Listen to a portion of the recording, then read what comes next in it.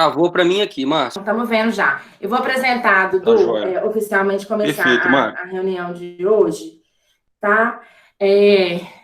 Hoje, né, são 7 de agosto e nós estamos para mais um dia do Centro de Estudos, do Departamento de Ginecologia e Obstetrícia da UFMG. E hoje a gente vai ter o prazer de receber o professor Eduardo Batista Cândido e o professor Lucas Giarola, que é uma honra ter você com a gente, viu, Lucas? Lucas também é egresso da UFMG, é egresso do HC, e o tema da aula de hoje são massas anexiais, critérios de suspeição e segmento. O professor Eduardo é professor adjunto do Departamento de Ginecologia e Obstetrícia da UFMG. Além disso, ele é diretor de ensino e residência médica da SOGMIC e faz parte também do comitê da FEBRASG de Ginecologia Oncológica. O professor Lucas Giarola é professor assistente no Departamento de Ciências da Saúde da UFLA, membro do Comitê de Endometriose da SOGMIG e diretor técnico da Santa Casa de Misericórdia de Lavras. É um prazer ter vocês com a gente, viu, gente? Um bom dia. Fique à vontade, professor Eduardo. Obrigado, Mari. Olá, pessoal, bom dia. Bom dia a todos, espero que todos estejam bem aí. Na verdade, assim, primeiro agradecer a Mário pelo convite e ao Lucas também. São dois exemplos clássicos aí de que os discípulos superam os mestres anos-luz, né, e eu fico feliz com isso. Eu escolhi esse tema especificamente porque...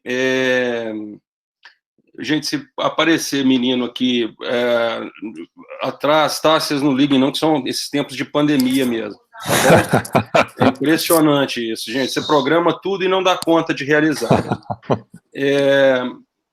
A questão é o seguinte, a escolha do tema especificamente é que não falar de alguma coisa oncológica talvez não chamasse tanta atenção, né? Então, massa anexial é algo que talvez seja muito corriqueiro no nosso dia a dia. Né? Vira e mexe, a gente está diante disso em pacientes lá no ambulatório, nos consultórios, e talvez por isso levantar essa condição de discutir esse assunto de massa anexial. Então, é uma condição muito comum. Eu trago aqui dados norte-americanos, porque os nossos, infelizmente, né, principalmente para ovário, que a gente tem uma dificuldade enorme de diagnose, não são tão fidedignos. Então, 5 a 10% das mulheres, ao longo de suas vidas, vão cursar com um tipo de massa anexial. E desses 5 a 10%, quase 20% podem ser relacionadas a um câncer de ovário. Então, começa o nosso imenso desafio a partir daí. Por quê? Porque além, né, de eu ter essa condição mais prevalente, eu vou cursar com várias patologias, tanto ginecológicas quanto não ginecológicas, que podem, então, se manifestar sobre a forma de massa anexial.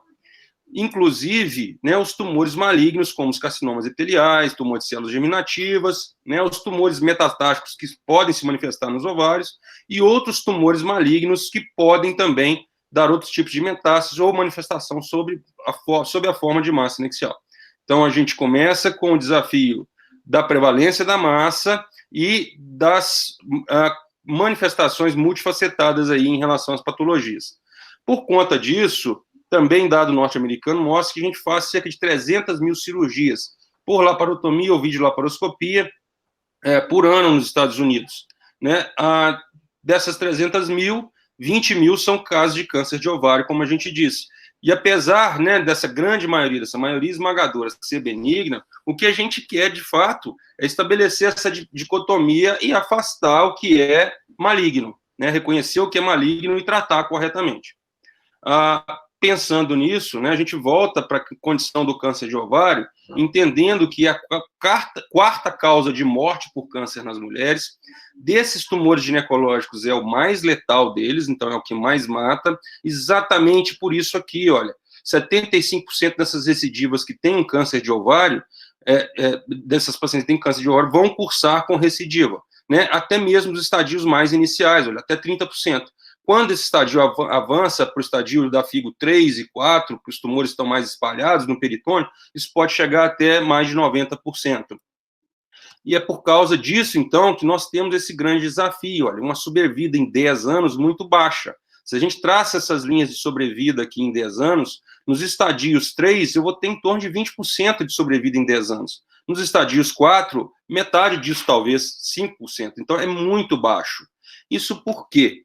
Exatamente porque a gente faz um diagnóstico tardio dessa doença.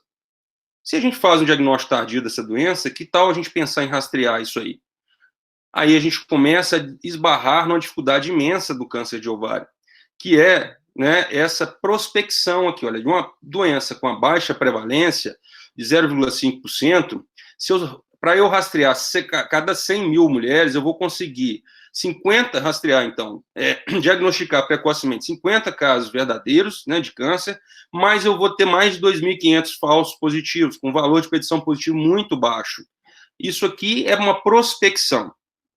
Como é que a gente faz? Vamos trazer isso para a realidade. Então, em 2011, foi publicado na JAMA um trial mostrando, de fato, essa possibilidade de rastreamento para próstata, pulmão, câncer coloretal e ovário. No grupo do ovário, foram rastreadas, então, 40 mil mulheres com ultrassonografia e o marcador sérico CA-125, e, em contrapartida, os controles em que não se fez rastreio nenhum, né? Foi se acompanhando usualmente. E, para nossa infeliz surpresa, já se mostravam resultados não diferentes entre as pacientes que foram submetidas à intervenção ou rastreio adequado com a ultrassonografia pélvica transvaginal e o CA-125, e também, tanto para condição de diagnose, quanto para situação de morte. E, além disso, nós colhemos dados negativos disso aí, que a gente aumentou o número de falsos positivos nesse grupo de intervenção, com mais de 1.000 pacientes submetidos à cirurgia e mais de 100 pacientes, 150 pacientes com complicações, com ou mais complicações graves. Esse é o nosso problema. Vamos melhorar isso, então. Vamos aumentar o N e sofisticar o nosso modelo de rastreio.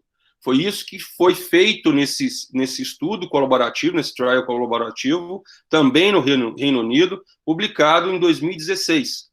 E aí eu dobrei o número de pacientes, olha lá, eu tenho mais de 100 mil controles e 50 mil controles em 2 grupos, em que eu estou aplicando, então, o meu rastreio, só que de formas diferentes. Num desses grupos eu fiz só a ultrassonografia, e num outro grupo eu apliquei um modelo multimodal, usando fórmula logarítmica com o marcador CA-125 e também ultrassonografia pélvica endovaginal. Infelizmente, né, como vocês estão vendo os dados aqui, para nossa surpresa, não houve diferença significativa, tanto do aspecto de diagnose quanto de mortalidade. E, de novo, colhemos mais falsos positivos, mais pacientes submetidas a cirurgias, muitas vezes desnecessárias, com 3 a 3,5% de taxa de complicação grave para essas pacientes. Bom, então, até o momento, a gente não tem uma evidência robusta de que qualquer teste que a gente utilize para rastrear o câncer de ovário, né, incluindo o exame pélvico, CA-125, outros marcadores, ultrassonografia feita por quem tem expertise para isso, né, adianta para melhorar o diagnóstico precoce e diminuir a mortalidade. Então, não há indicação formal de rastrear pacientes para câncer de ovário. Bom, diante dessas circunstâncias, a gente entra exatamente no assunto que a gente está falando, que é outra condição. Quer dizer, eu não estou rastreando mais, mas eu estou com a paciente na minha frente que está com uma massa anexial. Então, eu queria tecer alguns comentários sobre as condições de diferenciação entre benignidade e malignidade de uma massa anexial. E aí falar das características individuais das pacientes, dos resultados de exame de imagem, nível de marcador sérico, alguns índices, algoritmos de predição de malignidade, para a gente, de fato, estabelecer, né, esse elo, né, e afastar provável malignidade, considerando ela como benigna, ou, às vezes, ficar no limbo aí dessa condição e saber o que é que a gente vai tentar fazer para isso. Começando pelas características individuais, esse slide vem aqui, sem entrar muito no mérito, porque essa discussão é bastante ampla. É só lembrar que essas pacientes precisam ser bem avaliadas do ponto de vista de sua história pregressa, de sua história pessoal, principalmente em relação aos cânceres de mama e ovário, às vezes intestino, e da própria história familiar, né, porque elas nos contam bem mutações genéticas herdadas, né, estão presentes em cerca de 10% dos cânceres de mama e 15% dos cânceres de ovário. Agora, com a sofisticação desses painéis de genes, né, de alterações genéticas, a gente observa que essas mutações genéticas herdadas têm aumentado os seus valores, seus percentuais, chegando a 20% ou até mais, né, extrapolando aí alguns estudos. A maioria desses tumores hereditários estão relacionados às mutações BRCA1 e BRCA2. Com isso, né, com essas pacientes com essa mutação, a gente tem um risco de câncer de ovário ao longo das vidas dessas pacientes com essas mutações, que chegam até 40%, dependendo do tipo de mutação que acontece. Bom, então a gente está levando em consideração a condição pessoal, né, pregressa dessa paciente, histórico familiar dela, e essa doutora, né, uma professora de ginecologia oncológica da Universidade de Washington, estabelece em suas pacientes um estudo em 2000, mostrando que as pacientes portadoras de câncer de ovário começam a ter seus sintomas precedidos do diagnóstico cerca de 1 ano antes. Apesar de inespecíficos, eles têm uma frequência que não podem ser desconsideradas, como o aumento do volume abdominal, a sensação de inchaço, né, de distensão abdominal, fadiga, própria dor abdominal e pélvica, sintomas urinários, né, e até mesmo constipação. Então, na verdade, o que a gente precisa fazer é atentar para essa condição sintomatológica dessas pacientes e do tempo em que isso está perdurando nesse perfil de pacientes. Não ignorar isso, tá? E não pensar que isso seja um desconforto apenas gastrointestinal, coisa que seja passageira, principalmente se há um início súbito desses sintomas e também se há uma persistência desses sintomas por mais tempo. Então, suspeitar dessas condições. Além disso, associar a condição do exame físico. Se essa paciente está com essas queixas aí já ditas, né, e eu tenho um exame físico que me mostra, por exemplo, a possibilidade de uma ascite, uma massa fixa, de contorno irregular, eu preciso colocar minha barba de molho. Essa pecha que a gente sempre carregava, e eu aprendi muito isso durante o meu período de residência, que o câncer de ovário é um matador silencioso, de fato não nos cabe mais. A gente precisa estar mais atento a esses sintomas, apesar de inespecíficos. Levar isso em consideração, né? Então, falamos aí da questão da história familiar pregressa, da sintomatologia do exame físico, dos sinais e também da idade. A idade é um divisor de águas importante para a gente, muitas vezes, pensar que essa massa anexial possa ser maligna ou não. Então, ela configura um fator de risco independente, esse câncer estatísticos, ele mostra, de fato, isso, que as pacientes têm uma média de idade para manifestação do câncer de ovário na sexta década de vida, em torno dos 63 anos de idade, sendo que 70% dessas pacientes têm 55 anos ou mais. Então, é um perfil, né, de pacientes no climatério, na pós-menopausa.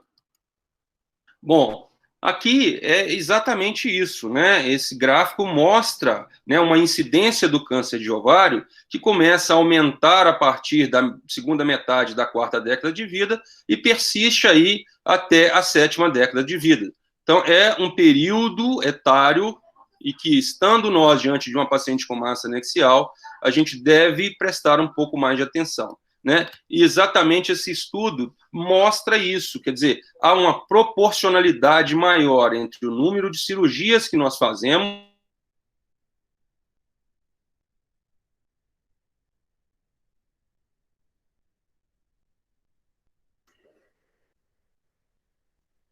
Eu parei de ouvir, vocês estão ouvindo? Eu também, parei. Não, eu também parei. Não estou ouvindo, não. Acho que travou.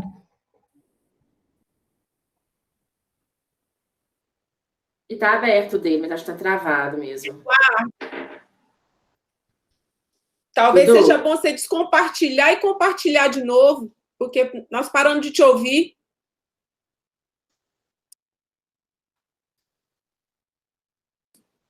Será que ele está nos ouvindo, gente? Pois é, eu estou mandando mensagem para ele aqui, peraí, porque ele deve estar falando, na verdade, achando que a gente está ouvindo ele. O bom é que a gente já vai aprendendo os problemas e as soluções, né?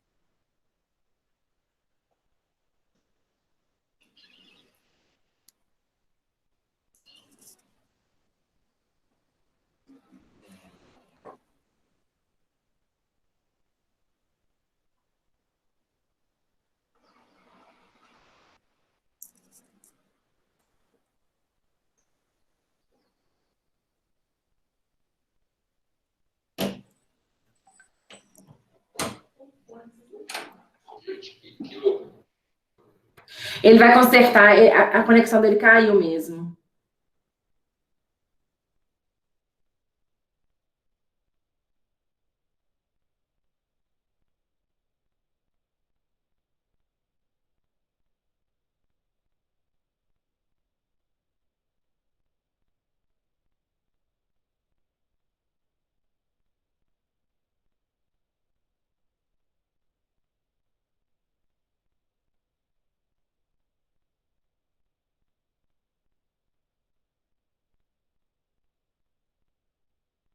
Ah. Gente, não usa a internet aí não, tá?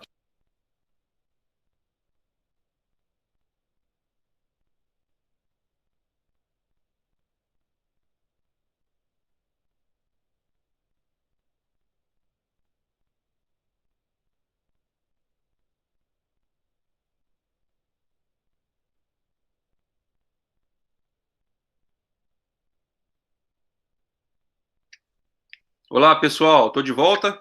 Tá de volta, Dudu. Perfeito. Tá. Mário, te desliguei do celular para não dar microfonia, tá? Vou tentar compartilhar a tela, que a professora Zilma agora me ensinou brilhantemente. Voltou, pessoal? Aonde a gente... Espera um minutinho, demora um pouco mesmo. Perfeito, Zilma. Aonde a gente parou? Eduardo, eu acho que você não clicou dentro da tela. Perfeito. E deu a voltar, porque senão... Ok. Vou voltar lá. Agora deu, Zilma, exatamente. Beleza. Você me ensinou, mas a minha capacidade de aprendizagem é muito limitada, viu? Você já está craque. Então, manda brasa. Volta um slide, por favor. Beleza. Anterior. Aonde? Aqui? Esse.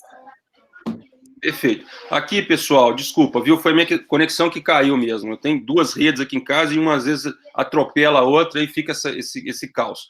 Bom, mas aqui é só para mostrar a proporção de laparotomias e diagnóstico de câncer de ovário nesse perfil etário da 5ª década até a 7ª década de vida da paciente. Então, há um achatamento aqui entre a laparotomia e um aumento, que corrobora mesmo o fato da gente pensar que a idade é um fator de risco independente para a condição do câncer de ovário. Então, se a gente está diante de uma paciente nesse perfil de idade, colocar a barba de molho só pela questão etária. Então, a gente sabe que a grande questão, de fato, é que a maioria das massas anexiais, ainda bem, são benignas, como os cistadenomas, mas a condição de malignidade torna-se mais incidente, mais comum nesse perfil etário, comparado com o menacme. Em relação aos resultados de imagem, o que nos chama a atenção é que, de fato, a ultrassonografia é um exame que está mais acessível, de uma maneira geral, à população, principalmente a nossa. E é um exame que tem uma sensibilidade interessantíssima, apesar de limitações na especificidade. Então, a gente observa ali a massa anexial, mas muitas vezes não caracteriza de forma adequada, com muita segurança, se aquilo ali é maligno ou benigno. O desafio nosso começa a partir da reprodutibilidade. Ninguém vai fazer o ultrassom igual a professora Miriam, igual vários professores que nós temos aí, E aí, isso é examinador dependente. Às vezes, a gente cai do cavalo com um exame de baixa qualidade. Bom, diante de um ultrassom bem feito, o que é que se precisa considerar nesse aspecto aí, Por exemplo, que o tamanho tumoral é um fator determinante. Então, tumores com mais de 10 centímetros, muitos já questionam que naquele período de vida, a partir dos 50 anos, acima de 6 centímetros, a gente já começa a temer um pouco mais. Condição de presença de septação, de loculação, densidade dessa massa, do que tem, de conteúdo interno, e presença de excrescência papilar. Esses são fatores morfoestruturais que precisam ser levados em consideração quando eu estou avaliando uma massa anexial no ultrassom. Bom, esse é um estudo envolvendo 4 meta-análises, 53 trials, mostrando, de fato, que o ultrassom tem boa sensibilidade e especificidade para isso. quando eu, né, associo o Doppler, né, ao ultrassom, eu aumento ainda mais o meu potencial de sensibilidade e especificidades. Se a gente compara isso com outras técnicas, às vezes mais caras, né, e com menor disponibilidade, a gente observa que não há ganho de sensibilidade e especificidade com essas técnicas. E, né, muitos protocolos recomendam que esses exames de imagem sejam utilizados não de uma forma indiscriminada e num contexto inicial de uma massa anexial, mas sim como uma referência, né, de ajuda para a condição da ultrassonografia transvaginal. Então, esses achados no ultrassom me permitem, então, dicotomizar esse aspecto da massa em benigno e maligno, e às vezes até inconclusivo. Por exemplo, cistos maiores que 10 centímetros, com componente papilar, com irregularidade, com ascite associada, né, um Doppler aumentado, e o contrário, para caracterizar uma massa como benigna. Bom, em relação aos níveis de marcadores séricos, a gente tem alguns marcadores séricos, são essas macromoléculas, né, muitas delas proteínas, que alteram as suas concentrações, então elas têm uma expressão ali, uma dosagem sérica usual, e elas começam a aumentar em virtude daquela célula tumoral estar produzindo maiores quantidades dessa proteína, dessa macromolécula. Ou então, aquela macromolécula, aquela substância que não era secretada, começa a aparecer com níveis séricos para essa paciente, porque ela é exclusivamente secretada por aquele perfil tumoral. Então, eles funcionam como indicadores da presença de um câncer. Essa é a ideia dos marcadores. Dessa forma, a gente começa pelo clássico ICA 125 e a frustração de que, de fato, ele também não é um bom marcador independente para o diagnóstico precoce ou para o rastreio do câncer de ovário, como a gente já viu lá atrás. Ele é bom, na verdade, depois que a gente pula essa etapa, depois que a gente faz o diagnóstico, opera essa paciente e quer dar seguimento ao tratamento, porque ele tende a diminuir e eu vou monitorizando a curva desse CA125 e a tendência dela a aumentar é um indício para mim direto que essa paciente está recidivando. Assim como um parâmetro de resposta à quimioterapia. Se CA125 não começa a baixar quando eu instituo a quimioterapia, isso me dá a ideia de refratariedade ou, por exemplo, de uma recidiva mais precoce. Mas para condição de diagnose não se presta muito bem. Ele está alterado lá, olha, em mais de 70% dos cânceres de ovário. De fato, quando a ascite está presente, ele aumenta muito mais. Tem uma relação com o caráter inflamatório desse tumor, que é importante. Mas a gente vê, olha, que mais de 50% das pacientes que têm esse tumor nos estadios iniciais, eles, né, isso foi um trabalho publicado pelos professores do nosso departamento, que tem um valor sérico de CA125 normal, né? Bom, com essa sensibilidade e especificidade, a gente não tem um perfil tão consistente de tomada de decisão diante de uma massa anexial só pelo CA125.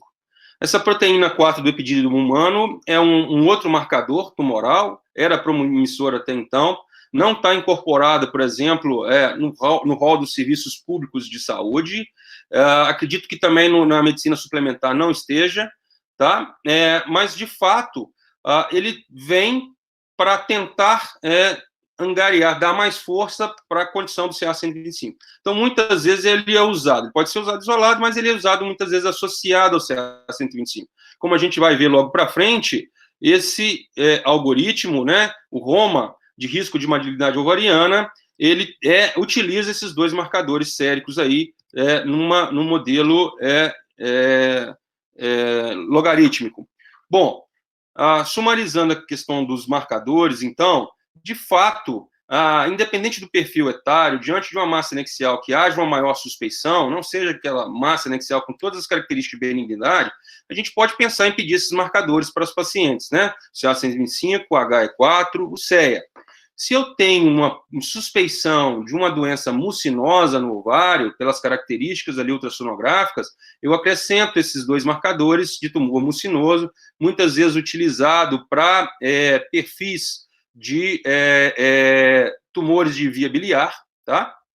Em pâncreas, então CA19,9 e o 72,4. Estratificando pelo perfil etário, obviamente, pacientes mais jovens, a gente pensa nesses tumores germinativos, né, como os de germinomas, para a gente pensar no LDH, os tumores germinativos propriamente ditos, como HCG, alfa-fetoproteína, e às vezes os tumores das células da granulosa, cujas variantes malignas podem cursar com alteração, né, de hormônios gonadais, como estrogênio, aumento de androgênio, a própria inibina, e às vezes pode repercutir clinicamente, dando até descargas vaginais nessas pacientes pós-menopausa. Bom, então, sumarizando aqui, lembrar nesses perfis de tumores, principalmente de células germinativas, que beta-HCG, alfa-fetoproteína e LDH podem estar alterados, e a gente pode pensar, né, nesses perfis de pacientes em adicionar esses níveis, essas dosagens de marcadores sérios.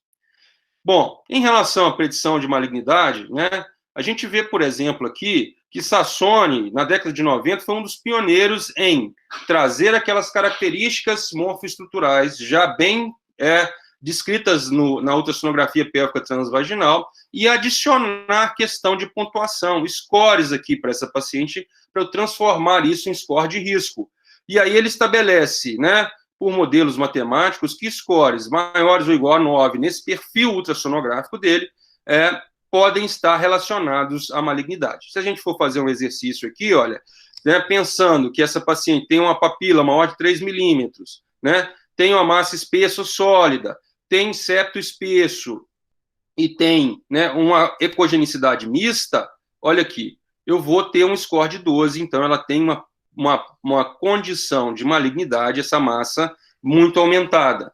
O problema que começa a esbarrar que esse fator de pontuar essas pacientes nesse aspecto tem baixa sensibilidade e especificidade. O IOTA, o International Variant Tumor Analysis, ele cria, né, algumas condições de facilitação para o nosso raciocínio. Para os residentes que estiverem aí nos assistindo e não tiverem tido contato com esse aplicativo, é um aplicativo muito prático e que traz esses modelos de regras simples para caracterização de massa em benigna e maligna, e esse modelo de regressão logística, tanto 1 quanto 2. Tá? O Adnex não está disponível nesse modelo gratuito deles, nesse aplicativo gratuito. Então, ele nos auxilia nessa condição de caracterização dessas massas. E aí ele traz esses fatores, né? Olha, a presença de ascite, a idade, né? O marcador sérico, o CA125, e as características morfoestruturais dessa massa anexial.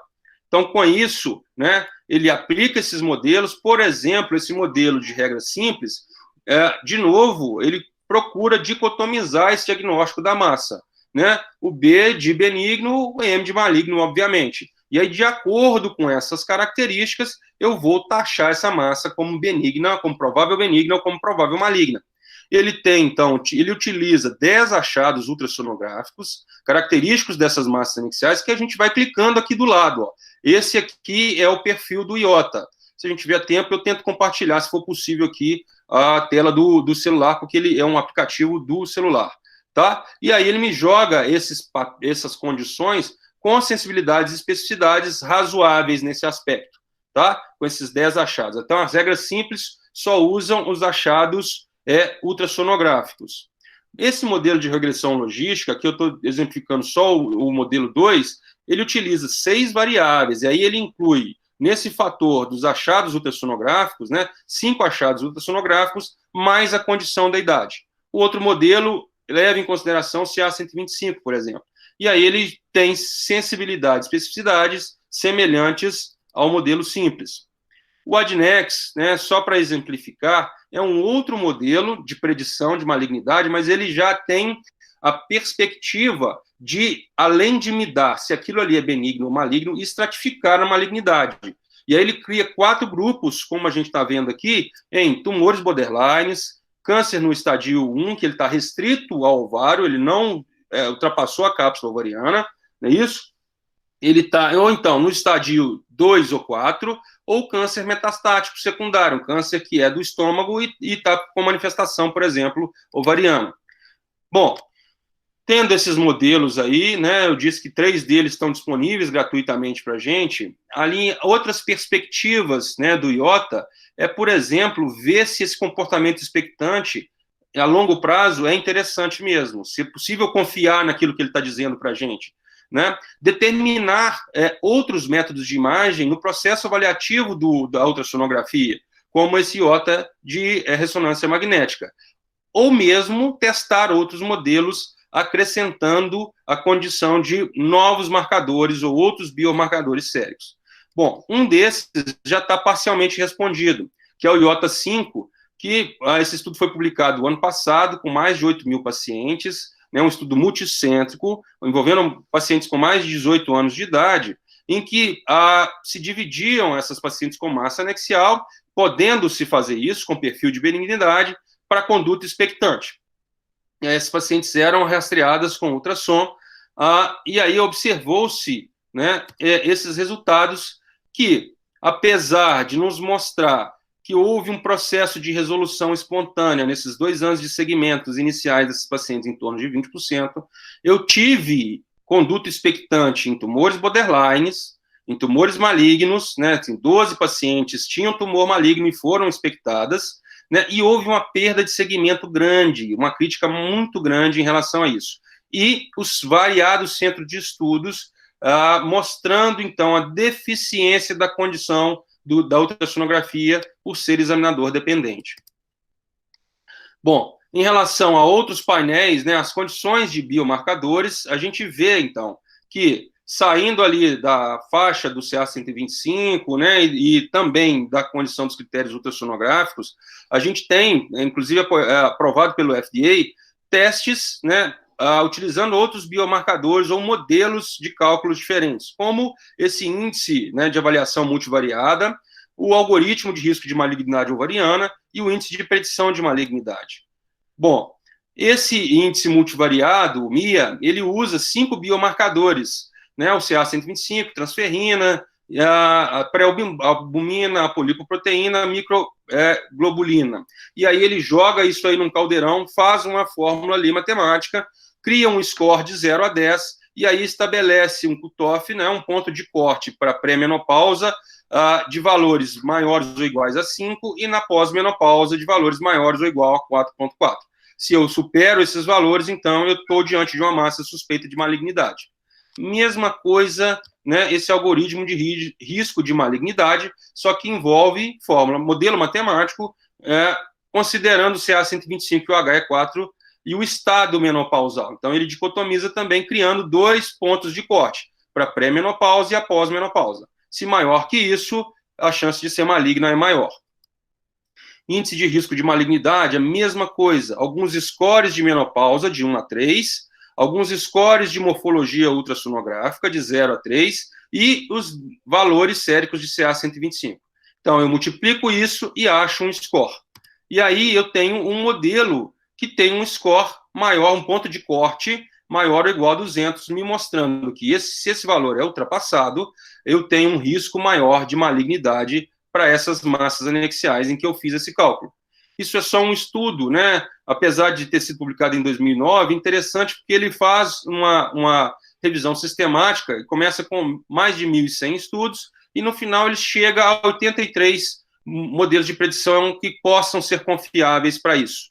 Tá? E aqui, ele, de fato, ele baliza mais o índice de risco de malignidade, né? Uma variação pequena aí das características dessa paciente, no índice 2, né, nessa fórmula, e no índice 1 também, com sensibilidade e especificidade bastante semelhantes. Esse outro estudo, ele é interessante também, porque ele faz uma comparação entre, né, a condição da ultrassonografia, né, a comparação com o índice de risco de malignidade com o ROMA.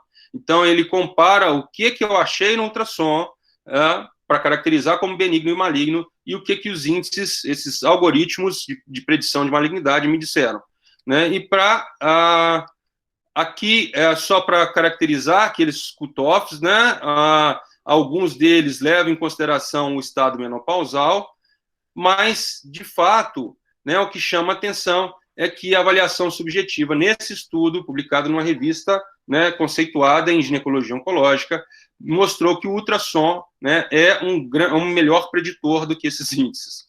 Bom, diante disso, né, o ACOG, né, ele estabelece um statement mostrando exatamente isso, né, que o biomarcador sérico e esses testes multimodais, eles são úteis para identificar uma mulher com massa anexial que vai se beneficiar de um encaminhamento para uma consulta com um especialista.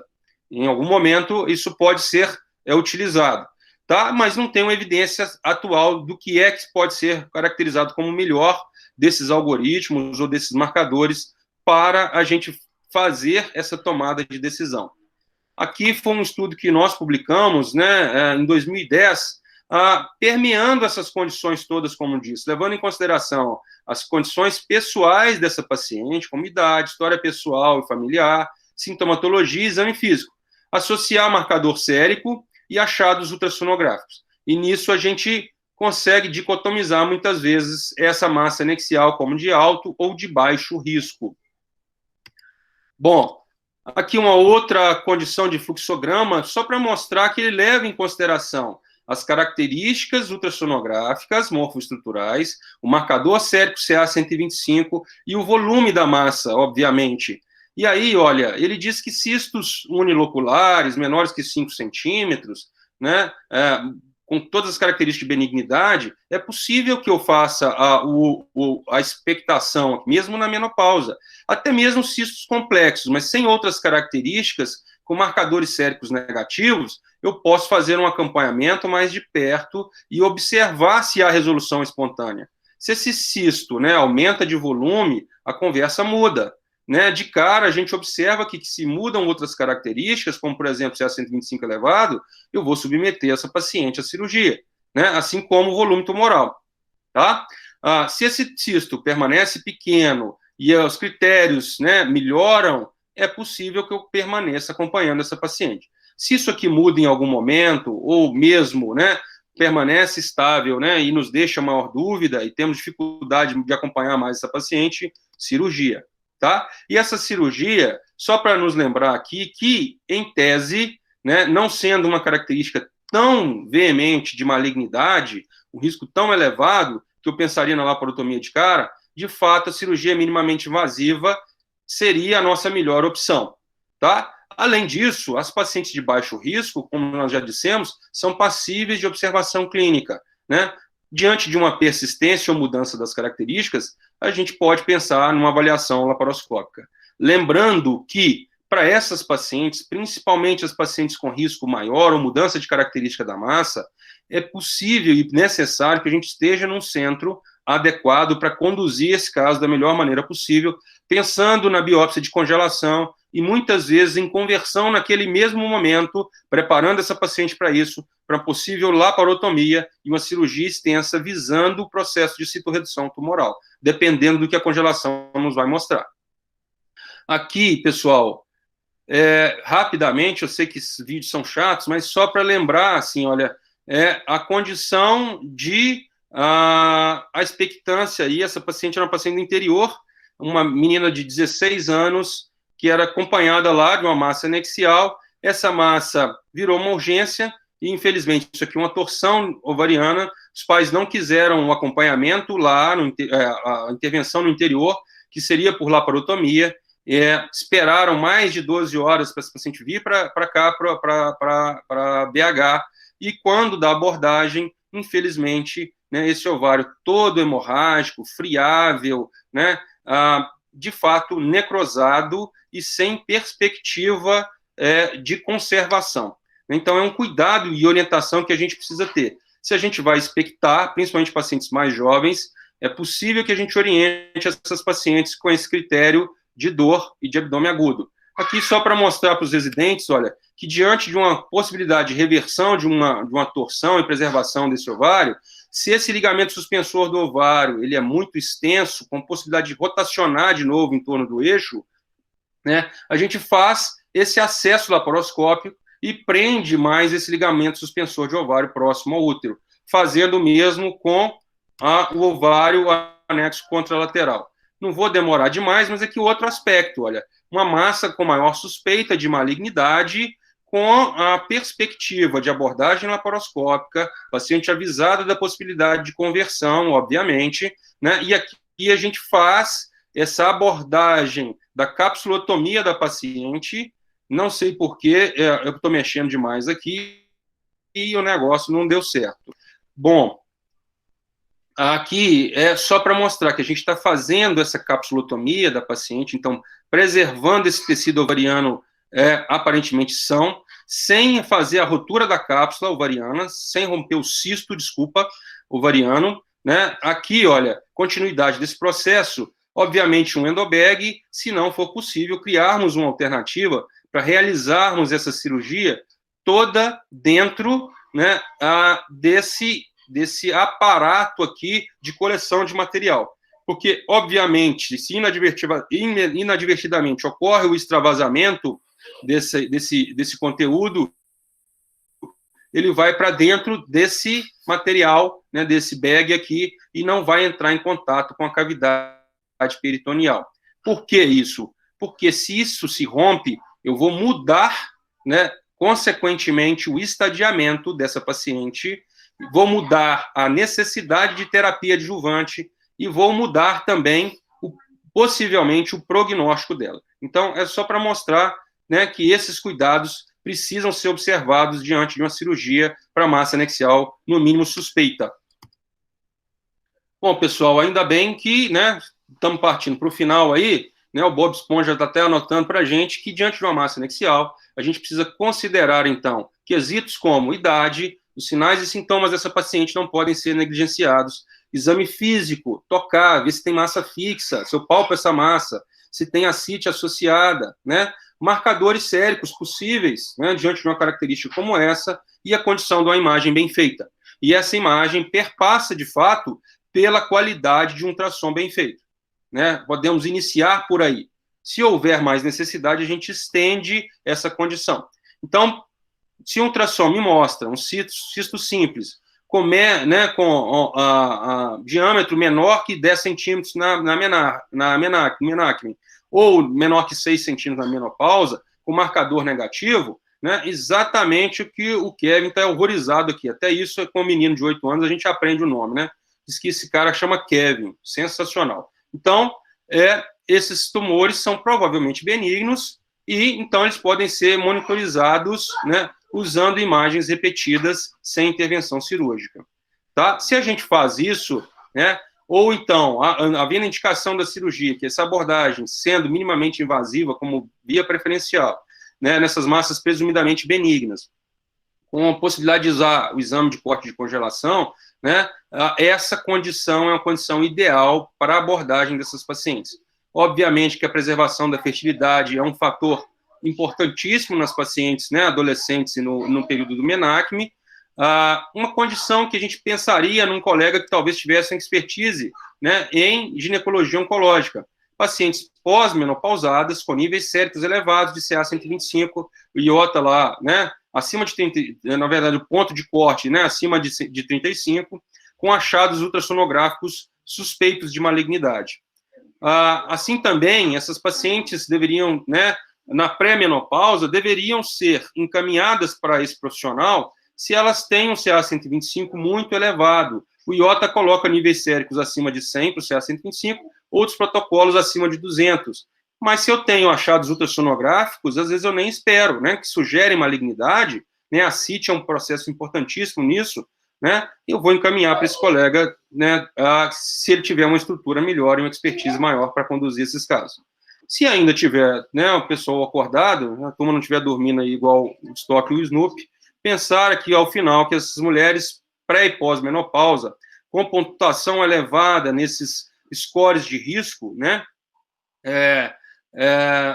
ou sistemas de pontuação baseados no iota, eles poderiam, né, a gente poderia estar encaminhando para esse colega para que houvesse uma avaliação mais acurada desse processo, tá? Bom, pessoal, terminando, só para salientar, quem quiser, né, complementar a leitura disso que a gente está falando, acabou de sair do forno agora, dia 31 de julho, uma publicação, né, um position statement da Febrasgo, né, trazendo todos esses critérios importantes que a gente colocou aqui, e de fácil leitura, de fácil acesso, né? Fica a sugestão aí para o presidente da Febrasgo, né? Não sei se vocês conhecem ele, da possibilidade da gente pensar na tradução disso aí e na publicação na revista Fêmea pela questão da facilitação de leitura e capilaridade da Fêmea. Pessoal, é isso. Essa turma aqui foi nitidamente flagrada, né, antes da quarentena, infelizmente, turma. Tomara que a gente saia desse encanto aí rapidamente, né? Obrigado, pessoal.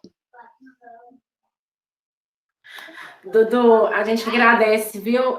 Exposição espetacular, muito obrigada mesmo. Aula ótima. A gente vê que o desafio, né, de excluir malignidade, que é a grande questão que continua, né? Excluir o que é maligno, né, diante da amplitude do que é a massa anexial, que é a dúvida. Professor Lucas de Arola, pode fazer essas considerações e a gente abre para a pergunta depois, pessoal. Muito obrigado, professora. Queria novamente reafirmar a minha satisfação de estar de volta para casa. Eu acho que eu posso dizer que eu sou de casa depois de 12, 14 anos entre graduação, residência e mestrado, e participei muitas vezes dessas reuniões de maneira presencial. Então, eu queria mesmo reafirmar minha satisfação de estar e agradecer o convite, ainda mais assistindo a aula e aprendendo com o meu mestre Eduardo, que realmente não deixa brecha para quase nenhum comentário, e farei comentários aqui meramente pontuais, sendo que o principal, a essência, já foi abordada pelo Eduardo. Primeiro, eu queria saber, Eduardo, se essa paciente de 16 anos, por acaso, não era minha, não, né? Do interior. Boa, Lucas. Infelizmente, não. Era de um interior pequeno, assim, não como a Grande Lavras aí. Eu tenho certeza que você resolveria isso melhor que a gente várias vezes. Tá? Mas era de um interior menor e eles fizeram questão de vir para cá, só que demoraram demais, infelizmente. E a gente que está no interior aqui, a gente vê essa dificuldade, porque eu aí na UFMG, em Belo Horizonte, eu usava os critérios para poder encaminhar para o Eduardo, para o professor Guilherme, e aqui no interior eu não tenho, eu sou essa pessoa, então essa mudança é chocante, e a gente tem que se deparar mesmo com essas estratégias todas de rastreamento e saber, de rastreamento não, desculpe, de diagnóstico bem definido, porque o rastreamento realmente ele se mostra ineficaz. E aí, quando a gente não tem um rastreamento eficaz, a gente tem que pensar em prevenção, né? Já que o grande medo, como a professora Mariana falou, a gente tem que excluir de alguma forma o câncer de ovário. Então, quando a gente fala em prevenção, o professor Eduardo falou muito bem do risco pessoal, do risco familiar, dos PRCA1 e 2, eu queria só que você comentasse um pouquinho a respeito da salpingectomia oportunística, numa esterectomia ou numa própria laqueadura, como uma possível prevenção para o câncer de ovário. Na verdade, é muito bom isso, né, essa pergunta. A questão da salpingectomia, né, você falou da salpingectomia, né, Lucas? Salpingectomia oportunística. Assim, o conceito de mutação BRCA passa pela salpingo-oforectomia. Né? Com isso, eu consigo preservar a vida dessas pacientes, porque elas vão, indubitavelmente, né, ter um percentual de cursar com câncer de ovário e também de mama enormes.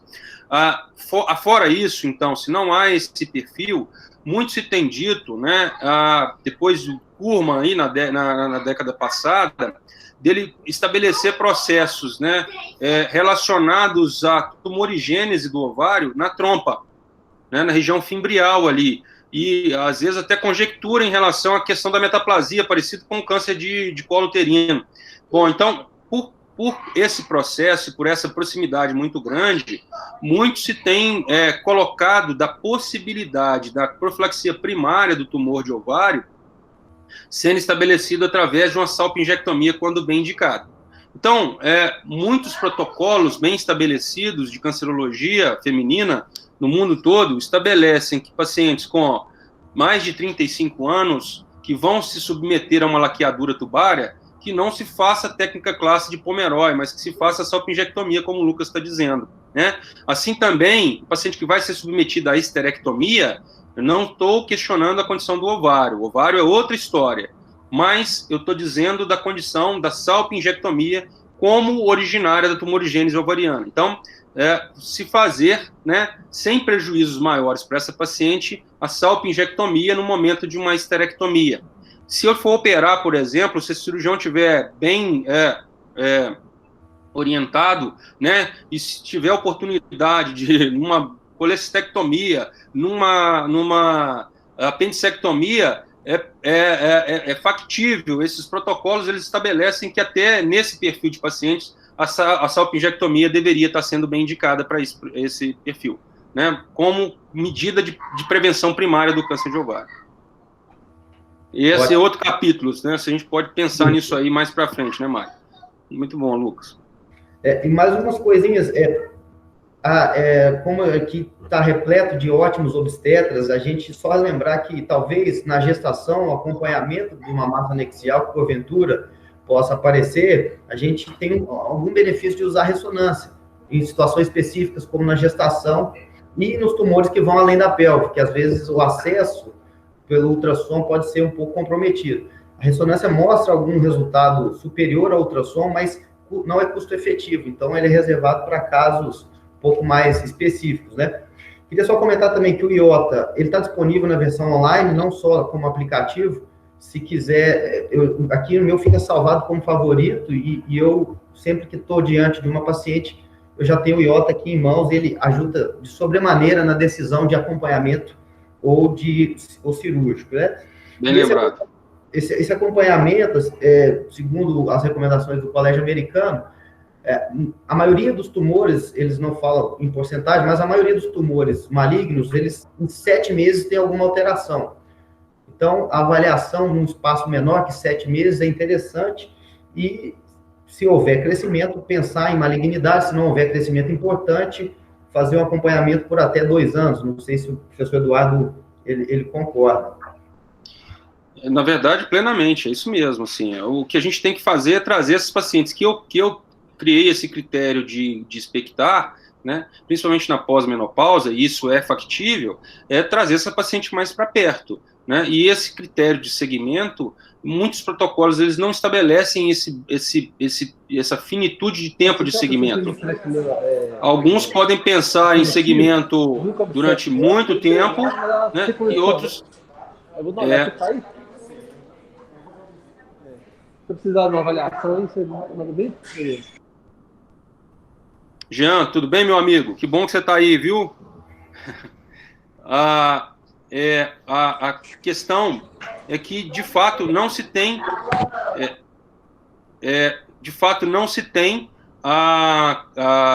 esses protocolos... Alguns protocolos falam em finitude de tempo de segmento, quer dizer, se eu permaneço com essa massa, né, durante mais tempo, e aí esses 2 anos né, foram colocados por Lucas, é interessante que talvez eu possa pensar, né, às vezes até em operar. Se mudou qualquer característica, né, a gente, para pior, a gente pensar nessa condição dinâmica aí de oferecer cirurgia para essas pacientes, né.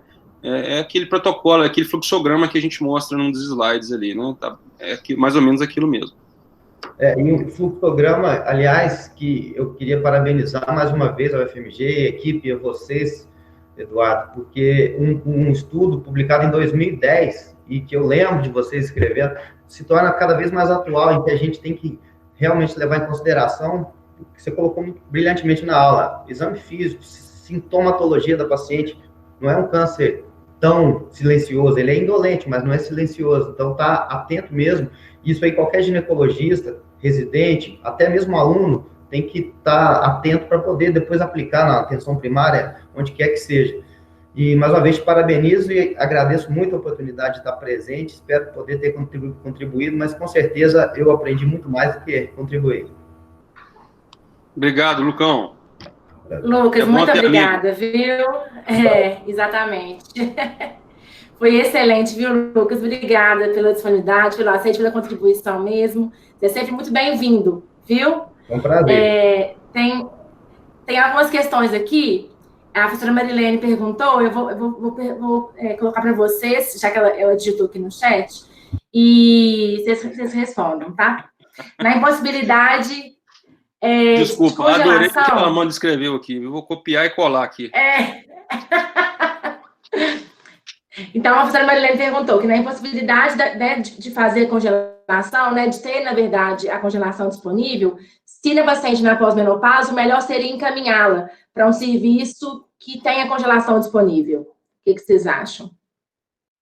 Na impossibilidade de congelação diante da massa anexial com risco, baixo risco, essa condição, Marilene, ela é um pouco difícil, assim.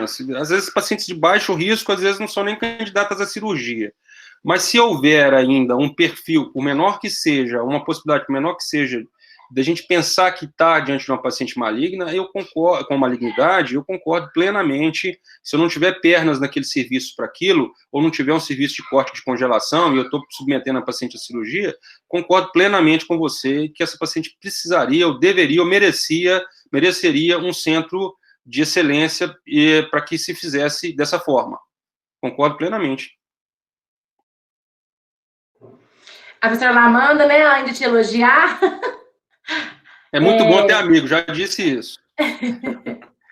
Ela pergunta, né, assim, que apesar do passado dos anos, né, continua um desafio, realmente, com uma mortalidade significativa, e em relação ao BRCA1 e BRCA2, se tem algum lugar pensando em rastreio, né, e tem hábitos que podem interferir nessa prevenção. Olha, Amanda, excelente a pergunta, mas, de fato, não. Como rastreio da população geral, né, além desses painéis ainda serem impraticáveis para custo, né, esses painéis ainda têm preço impraticável, principalmente no nosso sistema público de saúde, esses perfis seriam direcionados mais para aquelas pacientes em que há uma suspeição muito grande, ou seja, elas já tiveram um câncer de ovário, e às vezes eu vou estabelecer esse painel pensando que ela vai se beneficiar de imunoterapia adjuvante com o olaparib, por exemplo. Não sou garoto propaganda de um laboratório, mas é a droga que tem no mercado. Tá? Isso aumenta a expectativa de vida dessas pacientes, que de fato fez diferença. Tá? Ou então, se eu tenho um perfil familiar extremamente característico disso, e aí eu posso testar no índice, ver que esse índice, caso o índice está positivo, às vezes essas pacientes, essas filhas, essas irmãs, se beneficiariam do painel genético aí, do BRCA e outras mutações. Tá? Mas para rastreio, infelizmente, a gente está, como você disse mesmo, de pés e mãos atados. Não evoluímos no ovário. Obrigado, ótimo, viu, pelo elogio. Lucas, você quer comentar, Lucas? Alguma coisa? E a Marilene pergunta depois de novo, assim, qual é o critério, né, para considerar um ligamento útero-ovárico longo, para se indicar fixação, né, ou encurtamento em caso de torção. Boa pergunta, Marilene. Esses critérios, eles não são tão, eles são mais elásticos, assim. Eles passam muito mais para um caráter de impressão do que você está vendo ali, né, e desse alongamento. Às vezes o paciente está com a massa anexial há muito tempo, e aí essa massa tende a pendular aí sobre o útero, e a gente vai vendo que isso deposita ali na fossa ovariana, desculpa, sai da fossa ovariana e vai para a reflexão reto-uterina. Então, se a gente vê essa condição de depósito, ou já vê um cisto de ovário torcido, talvez por si só isso já seja uma condição interessante para a gente pensar em dar aquele pontozinho, reparando o ligamento suspensor do ovário ali, tá? Mas em termos de centímetro, essas coisas, isso é muito relativo. Professor, eu vi na recomendação do Colégio Americano o cisto, a torção recorrente, como indicativo de pexia. Também. Então, é um critério importante, e além do critério subjetivo do cirurgião na hora, se ele resolveu a torção e viu que, provavelmente, a posição do ovário tende a voltar a ser torcida, estaria indicado a pexia. É mais um critério subjetivo. Eu penso que já, diante de um caso de cisto de torção, que eu preservei o ovário, eu não perderia tempo, não. Eu pensaria na fixação, né? Resolveria o cisto ali, preservaria o ovário e pensaria na fixação bilateral, ou um encurtamento bilateral desse ligamento útero-ovariano. E, Dudu, que fio? Na verdade, assim, fio mais sim, fino, por causa da fino? proximidade do útero, né, Marilene? Do cuidado com o ovário. Então, a gente pode usar um Vicryl 3 ali, né, um fio absorvível, mais delicado, que dê uma tensão adequada, né, demore um tempinho mais para absorver, e que não cause tanto possibilidade maior de sangramento durante o procedimento. Obrigada. Eu que agradeço. Temos excelentes cirurgiões ginecológicos aqui nos ouvindo. Assim, se vocês quiserem opinar, falar alguma coisa também, a gente está à disposição, né, Mari? Claro que é isso. Todo mundo pode ficar bem à vontade, né? De participar e contribuir como queira. Mari, eu queria ver com o Duduzinho, meu amor. Mais alguma pergunta? Oi. Se você poderia comentar, desculpa a interrupção, mas aquela minha pergunta faltou um parágrafo, que é o seguinte: hábitos de vida, e, enfim, há alguma coisa de diferente que a gente pode orientar em termos de prevenção? É possível, assim, algum tipo de hábito alimentar ou de vida para ser orientado? Alguma coisa de diferente do que a gente tem? Lucão, quer comentar alguma coisa?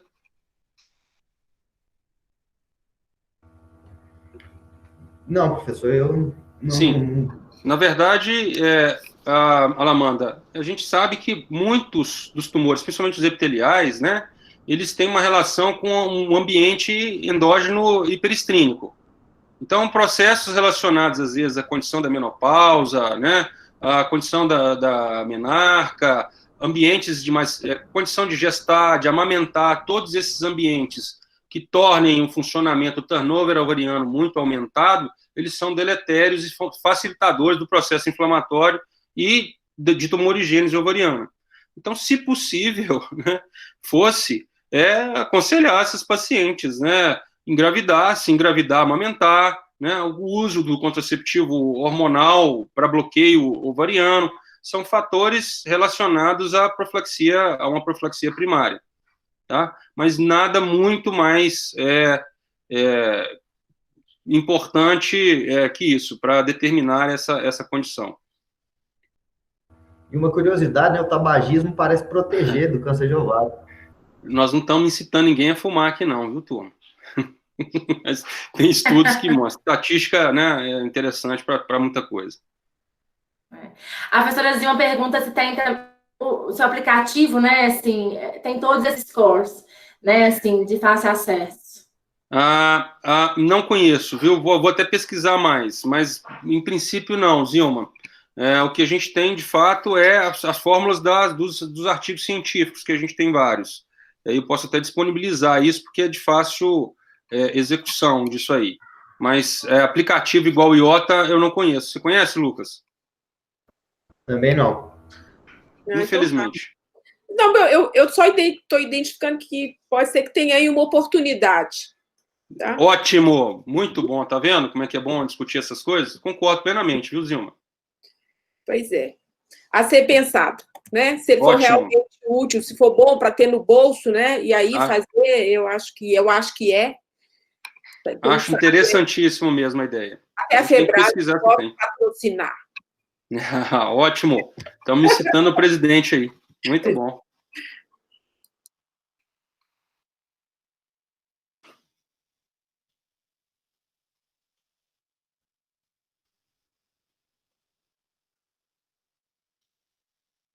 Muito bom, Deus conosco aí. Jean, se vocês quiserem comentar alguma coisa. Mário, eu acho que travou o microfone dela, turma.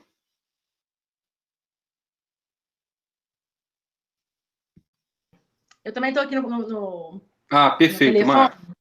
Perfeito. Eu fico sempre nos dois para poder se um cair. E aí, mas eu acho que tá ótimo. Assim, alguém quer colocar mais alguma coisa, né? Assim, tem alguma dúvida?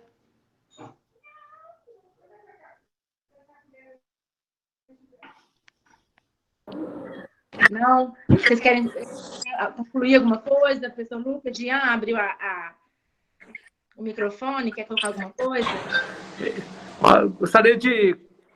Bom dia a todos. Gostaria de cumprimentar todos os colegas, matar a saudade aí de todo mundo. E só colocar uma observação, Eduardo, se você me permite. Claro. Nessa questão da abordagem, né, de massa que por profissional não oncológico, obedecer também aquelas questões dos critérios da margem ovariana. Ou seja, se você vai tirar uma massa que seja suspeita, que ela seja, igual você colocou, uma abordagem minimamente invasiva com endobag, mas que também tenha a margem ovariana, que uma das questões de reabordagem, que eventualmente você trata o paciente que foi retirado do ovário, mas muito justo do ovário, e aí ainda tem tumor remanescente. Então, o ideal é que se disseque o infundíbulo, que dê ali pelo menos uns 2 centímetros ali do ovário até o infundíbulo, para a ligadura do infundíbulo, e também o mais próximo do útero possível, e que a tuba saia junto, né? Só uma observação, poder contribuir de alguma forma. Eu já diria, muito bom, Jean. Obrigado por estar aqui com a gente, viu? Muito bom, obrigado por acrescentar aí. Assim, eu diria que, na verdade, diante de uma paciente em que há uma suspeita maior, a gente tem um cuidado maior com essas pacientes, porque elas merecem um tratamento mais adequado, né?